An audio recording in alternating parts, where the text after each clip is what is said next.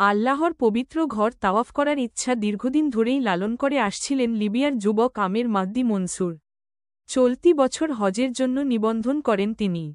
সব আনুষ্ঠানিকতা শেষ করে, তবে বিমানবন্দরে যাওয়ার পর বিপাকে পড়েন আমের। মিশর হয়ে তার সৌদি আরব যাওয়ার কথা থাকলেও নিরাপত্তা ইস্যুর কথা জানিয়ে তাকে বিমানে উঠতে দেননি কর্মকর্তারা। এক পর্যায়ে আমেরকে ছাড়াই টেক অফ করে বিমানটি। যদিও আল্লাহর ওপর থেকে বিশ্বাস আর কাবাঘর তাওয়াফ করার ইচ্ছা তখনও হারাননি আমের।